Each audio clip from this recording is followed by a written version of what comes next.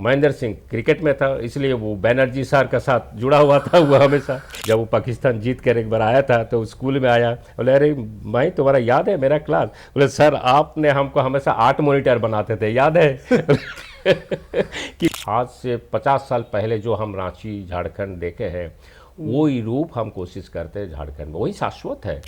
नमस्कार, आप देख रहे हैं न्यूज अरोम और मैं हूं दयानंद राय।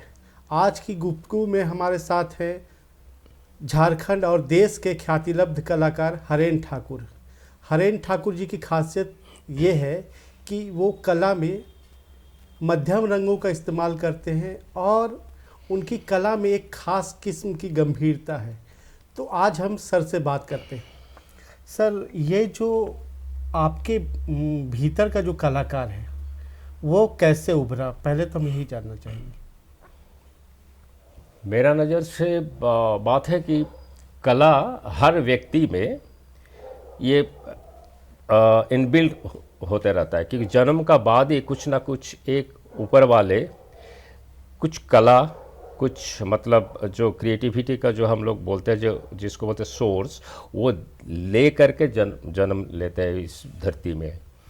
तो धीरे धीरे जब वो मैच्योरिटी होता है, वो कैसे करके उभर के आए वो डिपेंड करता है अपना जो व्यक्तित्व है उसको कैसे उभर करके, कैसे एटमॉस्फेयर मिलता, किस ढंग से वो अपने आप को कला में निहित करता है, उसका ऊपर डिपेंड करता है ये।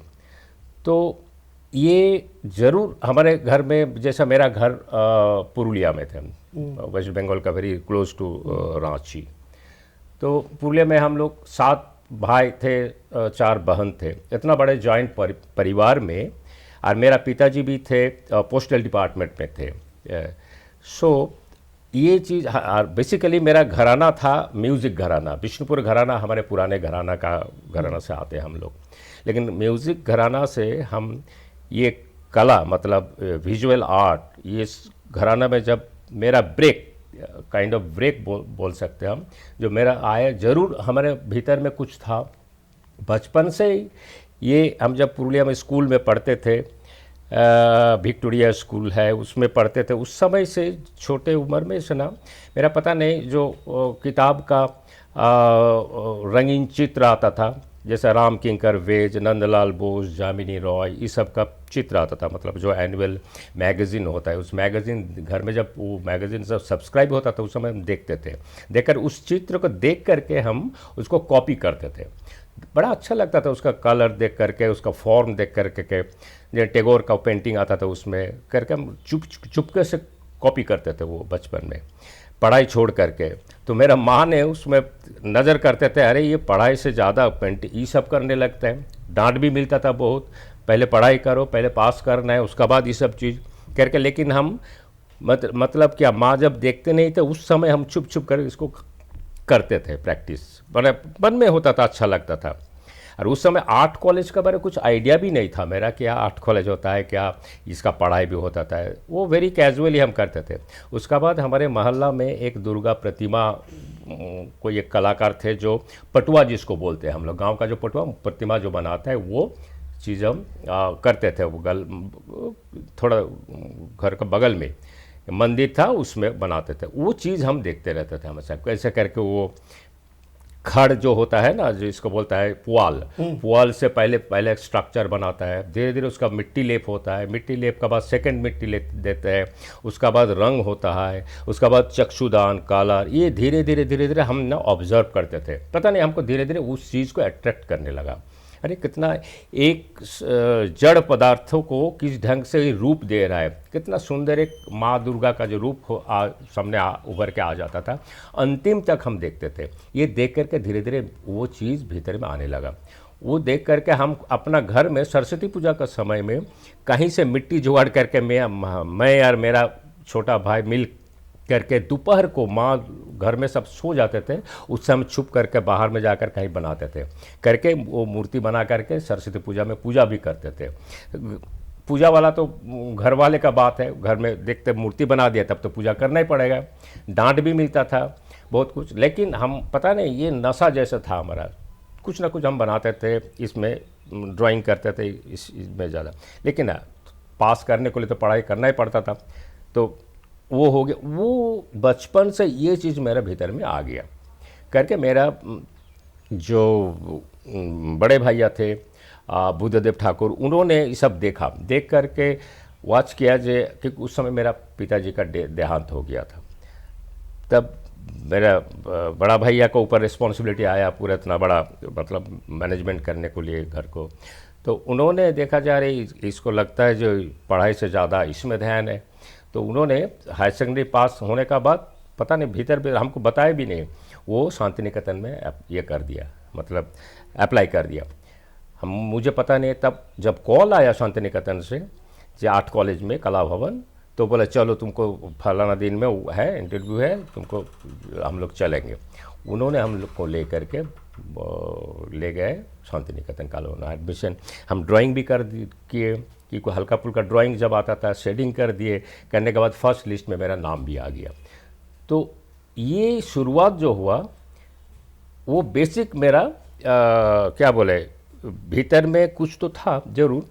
तब जब हम देखें वहाँ पर नाम आ गया मतलब लिस्ट में, तब तो हम भी नहीं सोचे थे जो यहाँ पर इंटरव्यू में मेरा नाम आएगा कि हम, मेरा लग रहा था ये मेरा अपना कल्पना का एक जो परिसर मिल गया वहाँ का एटमॉस्फेयर देख करके। अरे चारों तरफ कला ही कला, चारों तरफ आर्ट, चारों तरफ उसका वातावरण एक अलग है। 1970 का बात कर रहे हैं, 1970 साल में 70 में हम हायर सेकेंडरी पास किए, उसका बाद वहाँ चले गए, एडमिशन हो गया। वहाँ एडमिशन लेने के बाद धीरे धीरे मेरा जर्नी शुरू हुआ, वहाँ से एजुकेशन बड़ा बड़ा महारथी का संपर्क मिला, भीतर में वो चीज़ वो होते गया, मतलब क्या बोले उसको अंदर में उसको कल्चर होते गया भीतर में। ये मेरा शुरुआत का जीवन का है ये चीज़। सर कला क्या है और कला को आप कैसे डिफाइन करेंगे और अपने आप को उस परिभाषा में आप कहाँ पाते हैं? देख, कोई भी बेसिकली कला मेरा नज़र से क्या है कि एक हर चीज़ में है। गाना से लेकर के हर कोई माध्यम होता है, मीडियम। कोई गाना का माध्यम से करता है, कोई चित्र का माध्यम से करते हैं, कोई स्कल्पचर में करते हैं, कोई डांस में करते हैं। कला तो कोई एक यूनिवर्सल फॉर्म है कला। तो इसीलिए हम आर्ट को, जैसे कला का अगर हम आर्ट स्पेलिंग, हम बहुत किसी को ये भी बोलते हैं आर्ट है क्या, स्पेलिंग को करो उसको ART art. A for adaptation, R for reaction, T for transformation. मतलब एडेप्ट करना है, एडेप्ट मतलब लेना है, ठीक है, वातावरण से लेना है, जीवन से लेना है, इतिहास से लेना है, भविष्य से लेना है, भविष्य से भी लेने का ज़रूरत है, अपना कल्पना से लेना है। एडप्ट कर रहे हैं हम लोग, एक व्यक्ति एडप्ट कर रहा है सब चीज़ को। वो एडप्ट करके माइंड में रिएक्ट करता है, मतलब रिएक्शन मतलब क्रिया प्रतिक्रिया जो होता है, क्रिया प्रतिक्रिया हम लोग को मन में चलता है क्योंकि हम लोग मनुष्य हैं। तो ये प्रतिक्रिया क्रिया चलने का बाद कल्पना का साथ जोड़ा जाता है उसको। जैसा केमिस्ट्री लैब में टेस्ट ट्यूब टेस्ट होता है ना, एक केमिकल इसमें एक केमिकल दूसरे में, दोनों मिलाकर रिंग टेस्ट होता है, ये सब हम लोग बचपन में सीखे थे। तो उस टाइप का एक टेस्ट टाइप लगता है ब्रेन में, इमोशन का साथ जोड़ करके उसको फॉर्म देते हैं हम लोग, फॉर्म कल्पना में आता है। उसके बाद उस चीज़ को हम लोग क्या करते हैं, उभर करके एक्सप्रेस करते हैं। कहाँ एक्सप्रेस करते हैं? हम पेंटिंग का माध्यम से कैनवास में करते हैं। कोई एक नृत्यकार जो है वो नृत्य का माध्यम में स्टेज में करते हैं। कोई गाने जो गाते हैं वोकल कॉर्ड से करते हैं। जो सितार बजाता है वो अपना एक इंस्ट्रूमेंट से करते हैं। अपना अपना कला में वो अपने आप को प्रकाश करते हैं। स्कल्पटर जो है वो अपना स्कल्पचरल मटेरियल से करते हैं। तो ये जब एक्सप्रेशन अपना माध्यम से करता है तो ये कला का एक बेसिक सोर्स ऑफ इंस्पिरेशन है। तो वहाँ यही है एक कॉमन चीज़ है। तो मेरा जो एक्सप्रेशन का थॉट प्रोसेस जो है तो यही करते करते जब हम कल्पना चलते रहता है, उस चीज़ को जब हम कागज़ में उसको रिप्रेजेंट करते हैं। और मेरा ये है कि इसमें हम और थोड़ा सा जोड़ देते हैं क्योंकि कॉलेज लाइफ से हम एक मेरा माध्यम है, मतलब मीडियम जो है राइस पेपर। पेंटिंग में हम राइस पेपर यूज़ करते हैं हमेशा ना। When I was in 4th year Shantiniketan में, तब से हम ये चालू मतलब शुरू किए। और राइस पेपर का जो चीज़ है, माध्यम जो है, हमको बड़ा अच्छा लगता है। राइस पेपर हम पेस्ट करके उसका ऊपर पेंटिंग करके तब हम काम करते हैं। आज तक हम उस राइस पेपर का माध्यम जो है, जो इसका जो मीडियम है, हम छोड़े नहीं। इसीलिए वो मेरा आर्ट लाइफ में, मेरा आर्ट जो भी है चैप्टर में, वो एक ये बन गया, मतलब स्टाइल बन गया।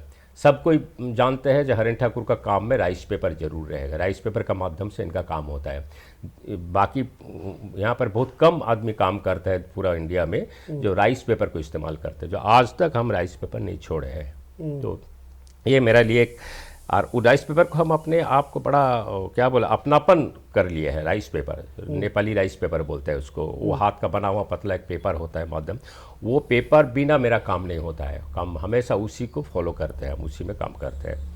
तो ऐसे करके मतलब मेरा कला का, मेरा मतलब जीवन में कला का साथ संपर्क ये है, माध्यम का साथ ये है। ठीक है, ये बोल सकते हैं हम। इतना लंबा सफ़र हुआ सर आपका, तो अब आपको जो पहचान मिला है, बहुत संघर्ष करना पड़ा।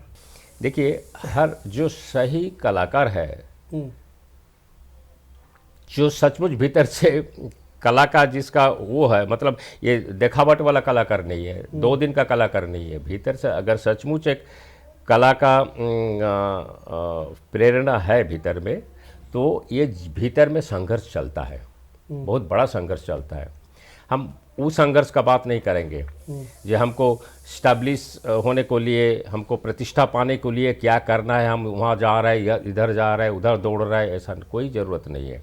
अपना यही मेरा संघर्ष है कि शांति से, शांतिपूर्वक, ठंडा दिमाग से अपने आप का जो कल्पना शक्ति है, अपने आप का जो चिंतन है, उस चीज़ को बैलेंस में रख करके डे टू डे, बिना क्या बोले, रिजल्ट का इतना ज़रूरत नहीं है। आज हम पेंटिंग बना रहे हैं, कल हमको अवार्ड मिल जाए, नेशनल अवार्ड मिल जाए, हम वहाँ पर नेशनल अवार्ड ही हो जाए कि इंटरनेशनल अवार्ड ही हो जाए एक दिन में, नॉट लाइक दैट।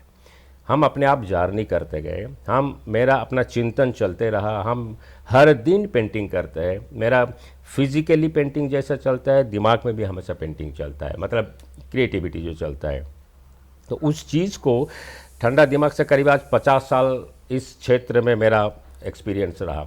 करते रहे। पब्लिक देखे ना देखे, देखेगा ज़रूर, एक दिन देखेगा। हम तो खुद सेटिस्फाई है करते करते। आज धीरे धीरे पब्लिक जब देख रहा है, तब उसको एक मतलब पहचान आ रहा है कि ये हरेन ठाकुर का काम है। उसमें एक कैरेक्टराइजेशन हो जाता है कि हर चीज़ में अपना एक शैली होता है।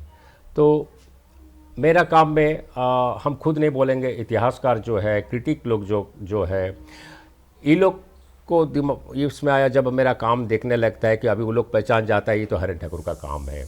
ये एक सिग्नेचर वैल्यू मेरा लिए सेटिस्फेक्शन है, मेरा एक अचीवमेंट है कि ये मेरा जो संघर्ष है, मेरा जो चिंतन का जो जर्नी है, चिंतन का संघर्ष, ये सक्सेसफुल रहा। मतलब हम ऐसा काम करें कि मेरा काम देख करके लगना नहीं चाहिए कि अरे ये तो इस टाइप का तो दूसरे भी फलाना सीनियर आर्टिस्ट कोई काम भी कर रहे हैं। No, not like that. मेरा काम देख करके सब कोई बोलते हैं देयर इज़ समथिंग ओरिजिनलिटी। जो ओरिजिनलिटी इसमें है, ये हरेन ठाकुर का ही काम है। ये एक बहुत बड़ा पहचान है। तो पहचान को लिए हम लोग को सतर्क रहना चाहिए, और पहचान को मतलब अपने ख्याति को रातों रात प्राप्त करने को लिए, और बिजनेस को, जैसे हमारा पेंटिंग बिकेगा कैसे, उस ढंग को मन को सोच करके अगर हम पेंटिंग बनाएं, that is not the art. वो प्रॉपर आर्ट नहीं है, रियलिटी आर्ट नहीं है। उसमें, उस आर्ट में सत्यता नहीं है, उस आर्ट में ट्रूथ नहीं है। कोई अगर बोलेगा जो हमारा आज हम पेंटिंग बनाए, काल मेरा पेंटिंग करोड़ों में बेचे, पेंटिंग बेचना सोच करके हम लोग पेंटिंग नहीं बनाते हैं, काम कर रहे हैं। मेरा ऊपर वाले ने भेजा है हमको, तुम काम करते जाओ। काम, कर्मयोग जिसको बोलते हैं, पेंटिंग का जो कर्मयोग, कल्पना का कर्मयोग, अपना क्रिएटिविटी का जो कर्मयोग होता है, करते जाओ, करते करते एक दिन न एक दिन इसका रिज़ल्ट ज़रूर मिलेगा। तो धीरे धीरे आज हमारा रिज़ल्ट मिल रहा है, जो पब्लिक आनंद ले रहा है। मेरा काम में सब अभी पब्लिक डिमांड कर रहा है। तो यही मेरा संघर्ष का फल है ये चीज़। और संघर्ष जो बोलते हैं, पेंटिंग का एक बहुत बड़ा संघर्ष होता है, मतलब ये आप मन में चलता है। कोई भी एक पेंटर, ये भी हमको बोलना ज़रूरी है, हम लोग जब एक कैनवास सामने खड़ा करके पेंटिंग का सामने बैठते हैं, white canvas, suppose white canvas के ऊपर हमने एक मेरा अपना सोच विचार करके एक तो जगह में ड्राइंग किए, ठीक है, ड्राइंग के एक तो शुरू किए। शुरू करने के बाद सपोज एक कंपोजिशन में एक तो डॉट लगा दिए, कि कुछ दागी दे दिए, कि कुछ फॉर्म दिए हैं। फॉर्म देने के बाद वो थोड़ा देर बाद फिर हम दूसरे फॉर्म दे दिए करके, जब तक थोड़ा देर तक क्या होता है ना, वो कैनवस हम शुरू करते हैं, मेरा अंडर में रहेगा कैनवस, मतलब वो स्पेस जो है वाइट स्पेस वो मेरा अंडर में रहता है।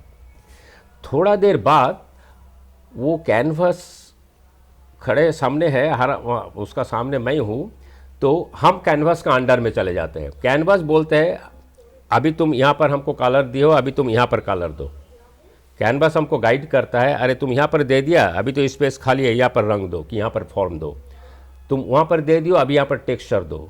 यहाँ पर टेक्सचर जब दे दिया, यहाँ पर एक तो वो रंग का टोन दे दो। तो ये करते करते क्या होता है ना, आर्टिस्ट वो कैनवस का अंडर में चला जाता है। कैनवस जैसा डिमांड करता है वो आर्टिस्ट करने लगता है। ऐसा करते करते क्या होता है ना, दोनों में डायलॉग चलता है। हम वहाँ पर रंग दे रहा है, कैनवस ऐसा एक्सप्रेशन दिखा रहे, कैनवस बोल रहा है यहाँ पर दो। करते करते हम एकदम पूरा उसी का ऊपर डिपेंडेंट हो जाते हैं। कैनवस जैसा डिमांड करते हैं हम देने लगते हैं, ये हम उस समय उनका अंडर में चले जाते हैं। करते करते एक जगह में ऐसा होता है कि कैनवस हो सकता है बोल रहा है अरे हम भर गए हैं और मत दो, मेरा ऊपर रंग मत करो, कि दागी मत लगाओ, कि फॉर्म मत दो, ओवर हो गया, कि यह स्पेस खाली है। आर्टिस्ट भी समझ नहीं पा रहा है जो क्या करे अभी। तो इस जगह में बड़ा फ्रस्ट्रेशन होता है, it's a very dangerous situation वो होता है कलाकार को लिए। उस जगह में हम क्या करें, कभी कभी लगता है अगर हम सेटिस्फाई है तो उसको छोड़ दें, कि एक जगह में हम उसको रोक दें, कि थोड़ा देर बाद करें, उसको हम छोड़ देते हैं अभी कुछ दिन के लिए। फिर कुछ दिन बाद पेंटिंग को ढक देते हैं, कि कुछ दिन बाद देखते हैं, बोले नहीं मुझे लग रहा है यहाँ पर थोड़ा सा और कुछ देना है, करके उसका ऊपर रिसर्च चलता है। काइंड ऑफ रिसर्च है ये। तो करते करते धीरे धीरे देखो नहीं अभी ठीक लग रहा है, छोड़ देते हैं। हो सकता है वो पेंटिंग में कुछ अधूरा हो जाता है, जो पेंटिंग हमको दूसरा पेंटिंग को लिए क्या बोलते हैं एनर्जी देता है। कोई भी पेंटिंग कंप्लीट नहीं होता है, होना भी नहीं चाहिए। जिस दिन एक मेरा पेंटिंग कंप्लीट हो जाएगा, जब हम अगर सेटिस्फाई हो गया मेरा complete, that is the day of A death of an artist. वो आर्टिस्ट का मृत्यु हो जाता है उसी दिन। पेंटिंग कभी किसी का कंप्लीट नहीं होता है। वो एक पेंटिंग ख़त्म होने का बाद नेक्स्ट पेंटिंग में लगेगा अरे वो पेंटिंग में हम ये थोड़ा सा कमी रहेगा, हम इस पेंटिंग में थोड़ा सा उसको पूरा करेंगे। ऐसा करके सिलसिला चलते रहता है। एक पेंटिंग दूसरे पेंटिंग को जन्म देता है। ये एक कलाकार का ये रूप होना चाहिए। पेंटिंग कंप्लीट नहीं होता, it is not a kind of product जो पैकेज करके हम कैप्सूल बना करके बाज़ार में छोड़ दिए, अभी पब्लिक खाए ना खाए that is not my look out. वो प्रोमोटर लोग देखेगा, वो बिजनेसमैन लोग देखेगा। नो, एक आर्टिस्ट आज से 50 साल पहले हम कुछ पेंटिंग बनाया और अभी भी लग रहा है इस पेंटिंग में थोड़ा सा ये हो जाता है तो अच्छा होता, वो हो जाता तो अच्छा होता। तो ये चीज़ हमको मतलब नेक्स्ट को दूसरे पेंटिंग के लिए क्या बोलते हैं उसको, एक एनकरेजमेंट, एक सिलसिला में इम्पोर्टेंट रोल प्ले करता है ये चीज़। सर ये जानना चाहेंगे कि आप शिक्षक भी रहे, कलाकार तो आप हैं ही, तो दोनों में प्रबल कौन है आपके भीतर, एक शिक्षक या फिर एक कलाकार? और अगर कलाकार प्रबल है तो उसका रीज़न क्या है? ये देखिए, बचपन से मेरा शिक्षक होने का तो वो नहीं था, कभी हम सोचे भी नहीं था हमको शिक्षक होना पड़ेगा कि ट्रेनिंग एज ए टीचर हम ये करेंगे। लेकिन शांति निकेतन से जब पास करके आए हैं तब तो क्या है कि हमको बिकॉज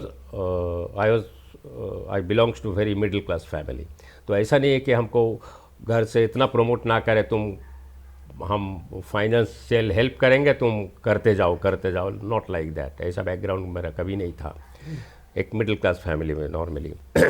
तो इसलिए हमको जब पास हो गए तब तो हमको सोचना पड़ेगा कि हमको सरवाइव करने को लिए कुछ तो जॉब लेना ही होगा। और हम लोग को शांति निकेतन से मोस्ट ऑफ द कलाकार वहाँ से जो पास करके आते हैं, कुछ चले जाते हैं अपने आप, कुछ काम में लगे जाते हैं, फ्रीलांस काम बहुत कम करते थे, लेकिन शिक्षक लाइन में, कला शिक्षक के रूप में हर जगह में वो चले जाते हैं।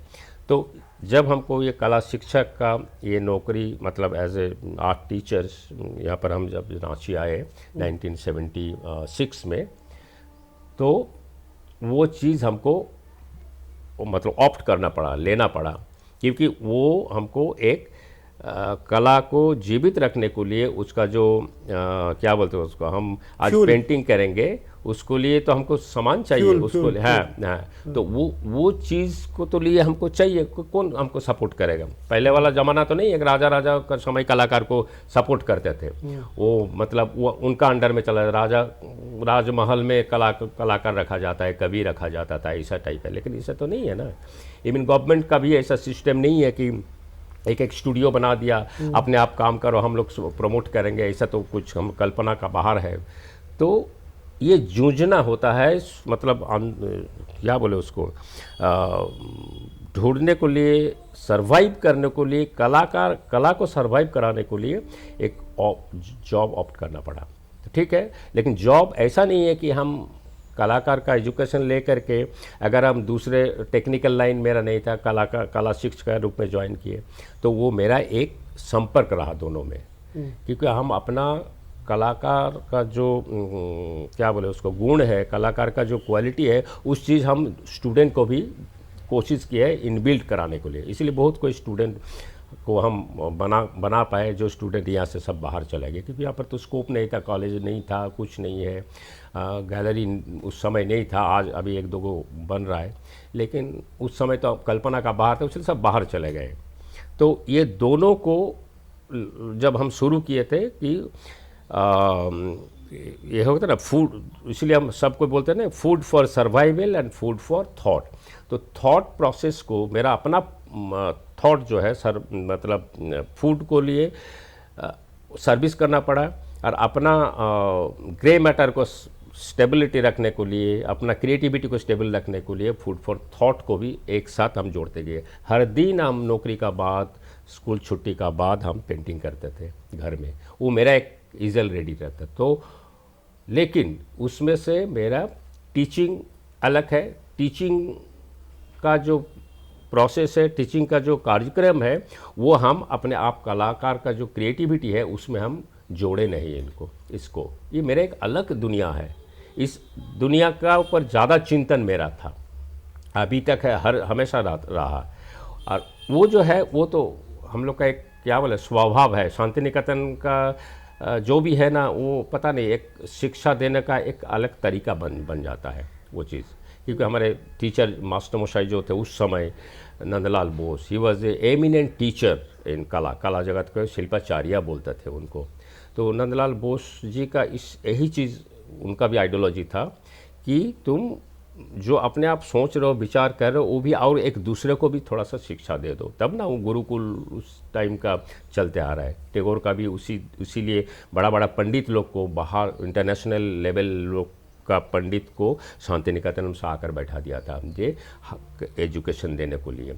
तो ये ज़रूरी है, तो वो दे करके उस चीज़ से ज़्यादा, लेकिन मेरा जो अपना कला जो है उस चीज़ को हम ज़्यादा ध्यान में रखते थे कि हम कैसे अपने आप को इस्टेब्लिश करें इस क्षेत्र में, इसको जीवित कैसे रखें, इस कल्पना को हम सिलसिला को जीवन मरते दम तक कैसे हम जारी रखें। ये मेरा हमेशा इच्छा रहा, अभी तक है, जब तक मतलब जिंदा रहेंगे तब तक ये करते जाएंगे हम, कोशिश रहेगा मेरा। सर आप शांति निकेतन में पढ़े, तो शांति निकेतन और दूसरे जो इंस्टीट्यूशन है जहाँ पढ़ाया जाता है उसमें क्या डिफरेंस पाते हैं? डिफरेंस तो है, ये बहुत अच्छे क्वेश्चन किया तुम कि शांति निकेतन का एक है कि शांति निकेतन का नाम शुरू से अंतर्जातिक जो ये लेवल में जो था, इंटरनेशनल यूनिवर्सिटी कहा जाता है शांति निकेतन को, विश्व भारती यूनिवर्सिटी। तो बाहर से ना सब कोई आते थे कि यहाँ पर इंडियन मतलब भारतीय धारा का, भारतीय शैली का, भारतीय परंपरा को कैसे यहाँ पर उस ढंग से शिक्षा दिया जाता है। शांति निकेतन का जो एजुकेशन सिस्टम है, नेचर, प्रकृति और जो क्या बोलते हैं उसको, ट्रेडिशन, देन हेरिटेज, ये सब चीज़ को निचोड़ करके वहाँ पर शिक्षा का एक रूप है, वह एक शिक्षा देने का एक विशेष सूत्र है। वो सूत्र को पाने के लिए बाहर से भी बहुत कोई, जापान, चीन, अमेरिका, हर जगह से बहुत कोई मतलब नामी पंडित लोग वहाँ आकर के बैठा हुआ था उस समय। गुरुदेव टैगोर ने उस समय बड़ा बड़ा पंडित लोग को आकर के वहाँ पर इनवाइट करके उन लोग को एकदम, और उन लोग जब आए तब वो लोग का कोई जाना नहीं चाहा, बहुत कोई नामी पंडित लोग सब वहाँ पर बैठ गए। तो टैगोर का एक कहानी वो है, मतलब लेख में है कि उन्होंने कहा कर गया, सॉरी, तो अपना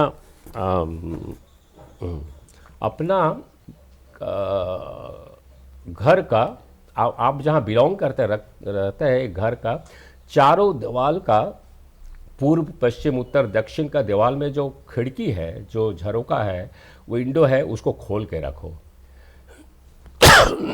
सॉरी, तो उस खोल कर रखो, बंद करके मत रखो। चारों दिशा का खिड़की जब खुला रहेगा, चारों दिशा से लाइट को आने दो।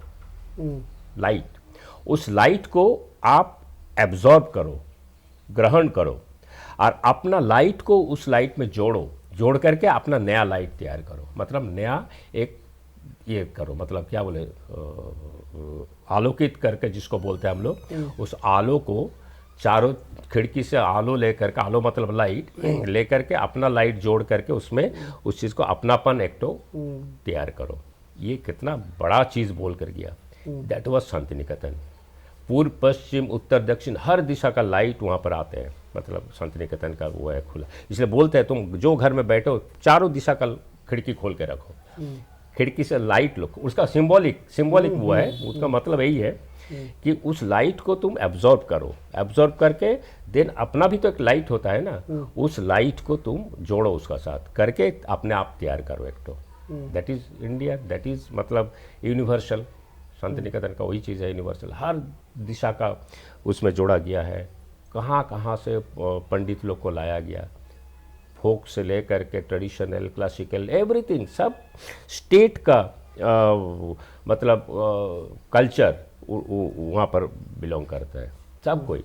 पूरा इंडिया के जितने भी बड़े साउथ, नॉर्थ, ईस्ट, वेस्ट सब जगह से पंडित लोग आते थे, वहाँ का शिक्षा दे करके चले जाते थे। तो उसका मतलब क्या, शांति निकेतन का जो भी कलाकार है वो चीज़, और उसमें because of from the time of Nehru, Gandhi ji आते थे, नेहरू का उनका एक साथ बैठ करके चर्चा करते। टैगोर का तो यही था ना, नंदलाल बोस, आप लोग तो जानते होंगे, नंदलाल जो हमारे संविधान में जो पेज है वो तो नंदलाल बोस का है, हमारे गुरु का ही है बना हुआ। तो ये क्यों उस समय क्यों शांति निकेतन का ऊपर इम्पोर्टेंस था। That was a nationally internationally acclaimed university, जो यही एक जगह है भारत का जो पूरा दुनिया को दिशा दिखाने वाले इंस्टीट्यूट है शांति निकेतन।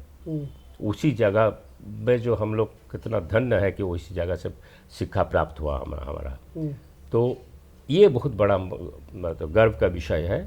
तो वो कहेंगे कि वही स्पेशलिटी है जो दूसरे कॉलेज में क्या होता है कि एक अपना एक अलग स्टाइल में वो होता है। शांति निकेतन यही है, इस दिशा में दूसरे कोई मतलब नज़र में नहीं लगता है। हो सकता है साउथ में कुछ है, लेकिन शांति निकेतन जैसा वो नहीं है। इस टाइप का शिक्षा का धरण, शिक्षा का जो सिलसिला, शिक्षा का जो शैली है वो शायद एक अलग टाइप है। हर भाषा के, हर मतलब भाषा लैंग्वेज के पब्लिक पंडित लोग वहाँ आते थे, अभी भी आते हैं इंटरनेशनल लेवल के, जो दूसरे कॉलेज में ऐसा नहीं है।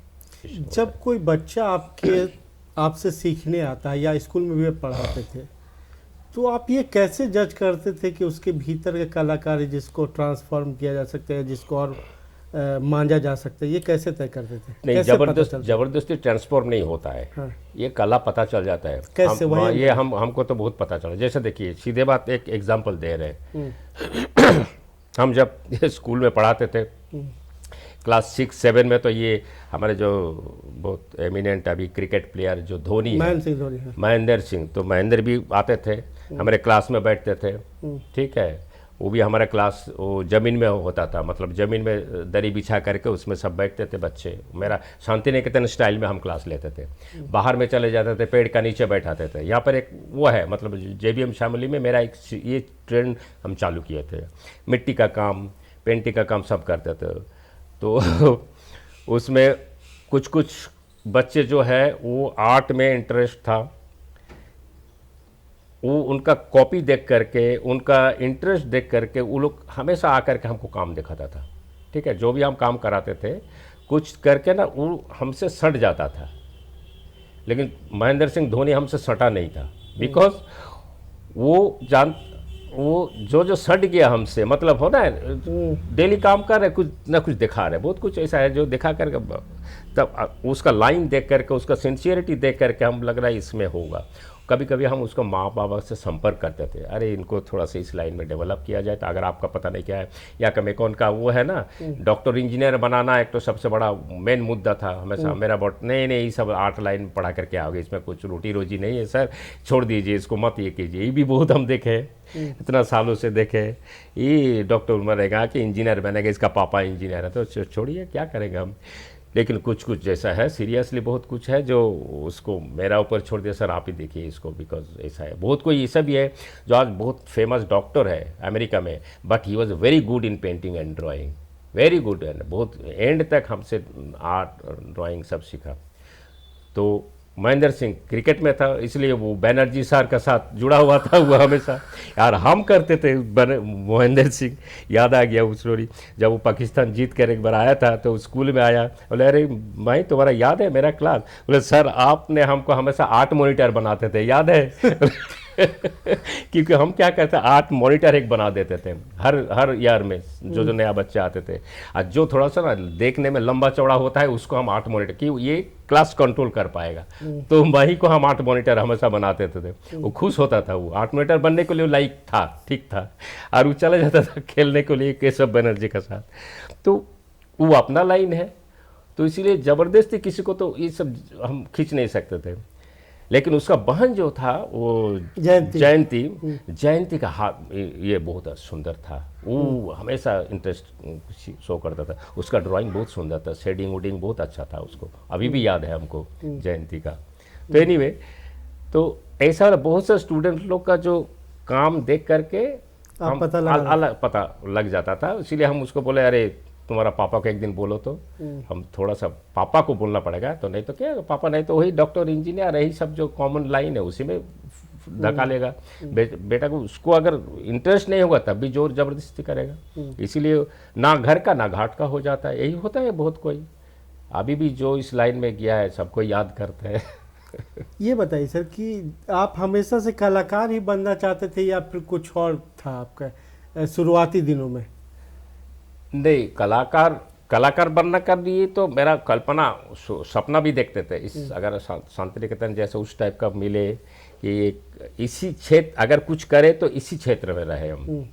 लेकिन ऊपर वाले और हमारा घर का बड़ा बड़ा भाई या माँ का देन है कि इस लाइन में एक संयोग का बात होता है, संयोग है। और सब कोई, बहुत कोई कलाकार बनना कल्पना देखता है लेकिन बन नहीं पाता है, सबका संयोग नहीं होता है। ये ऊपर का लिखा हुआ था, हम ये विश्वास करते हैं, जरूर कहीं पर कि जो ये संपर्क हो गया, मतलब जुड़ाव हो गया, शांति निकेतन गए, रांची जैसा जगह में आ गए, रांची का जैसा वातावरण जो हमको, यहाँ का जो ट्राइबल्स का जो फील्ड है वो फील्ड हमको अट्रैक्ट किया। यहाँ का जो कल्चर, यहाँ का नेचर, यहाँ का रहन सहन, जो चीज़ हम अपना स्टाइल में इनपुट किए हैं, वो बहुत बड़ा एक मेरा देन है। मेरा देन नहीं, मतलब क्रिएटिविटी का देन है, इस जगह का देन है कि वो यहाँ का जो सिंप्लिसिटी है, यही चीज़ मेरा पेंटिंग को सफल बनाने में हेल्प किया बहुत। कि बाहर में जो भी पेंटिंग देखते हैं, जो दादा का पेंटिंग में वो आदिवासी का जो सहज सरल जीवन यात्रा का जो रूप है वो तुरंत झलकता है, तुरंत झलकता है। इसमें कोई कॉम्प्लिकेटेड नहीं, जितना सहज सरल में हम उसको एक्सप्रेस कर पाए, उसका प्रकाश कर पाए, वही है आदिवासी जीवन। आदिवासी जीवन में तो कोई कॉम्प्लिकेशन नहीं है, बेसिकली जो था, आजकल का बात अलग है, पॉलिटिकली बहुत ये हुआ है, लेकिन आज से 50 साल पहले जो हम रांची झारखंड देखे हैं वही रूप हम कोशिश करते हैं झारखंड में, वही शाश्वत है। ये जो 2 दिन का जो हाई मॉडर्न वाला चीज़ है वो उसको बात नहीं कर रहे, लेकिन ओरिजिनल जो है हम लोग का यहाँ का जो प्योरिटी जो है, झरना का जो पानी और पहाड़ का जो क्या बोले गुंजन और गंभीर मतलब घना जंगल का जो रूप, वो रूप को कैसे हम दिखाए पेंटिंग में, वही असलियत है। आज उसी का ऊपर पब्लिक दुनिया जा रहा है, जो वही चीज़ कहाँ मिलेगा, पब्लिक दौड़ दौड़ कर उसी जगह में घूमने जाता है। क्यों? आज इस मॉडर्न सिस्टम में सब बोर हो गए, मॉडर्न सिस्टम में पॉल्यूशन घुसते गया। जो पॉल्यूशन फ्री क्या दुनिया है वो आज उस समय का आदिवासी जीवन में हम जो देखा, that is pollution free, that is the most modern situation है। वो उस चीज़ को हम तब से हम कोशिश किए इसको कैसे पकड़ के रखा जाए। ये चीज़ हमेशा बोलते रहते भी है, ये पॉल्यूशन से मुक्त होने के लिए एकदम हमारे झारखंड का जो जंगल है, आदिवासी का जो लाइफस्टाइल है, क्या सिंपल लाइफस्टाइल है, दुनिया चले उसमें किसी को पता भी नहीं क्या ये हो रहा है, लेकिन खेती का साथ जुड़ाव है, एनिमल का साथ बात करते हैं, एक डायलॉग चलता है एक आदमी का साथ, जानवर, गाय बछड़ा भैंसा बकरी बत्तख उत्तख सबका साथ एक दूसरे का साथ वातावरण चलता है, एक दूसरे का डायलॉग समझता है। वो कहाँ पर है? यहाँ पर शहर में थोड़े है ये सब चीज़। नदी है, तालाब है, मछुआरा है, क्या नहीं है इसमें? वही असलियत है। वो चीज़ असलियत को ढूंढने के लिए इंटरनेशनल वाला आदमी सब अभी शहर कहाँ से सब आ जाते हैं, उस चीज़ का ऊपर रिसर्च हो रहा है, और दैट इज़ ओरिजिनल। क्योंकि कोई भी एक गांव का जो बुजुर्ग आदमी है वही बता देता था अभी पानी होने वाला है कि वर्षा होने वाला है कि अभी तूफान आने वाला है, वो लोग तुरंत बोल देंगे। क्यों? वो लोग मिट्टी का गंध, मिट्टी का उष्णता, मिट्टी का जो टेम्परेचर भांप लेता है कि अभी बारिश होने वाला है, कि इस बार बारिश नहीं होगा। लेकिन आज कितना बड़ा बड़ा रिसर्च होने के बाद भी हवा ऑफिस से भी कुछ रिसर्च करके बोल नहीं पाता है, जैसा उलट जाता है, उल्टा हो जाता है, मतलब कभी कभी हो ना परिवर्तन हो जाता है। लेकिन इन लोग का जो क्वालिटी है वो चीज़ ये मतलब मेंटेन्ड है। न्यूज अरोमा से बात करने के लिए आपका बहुत आभार सर।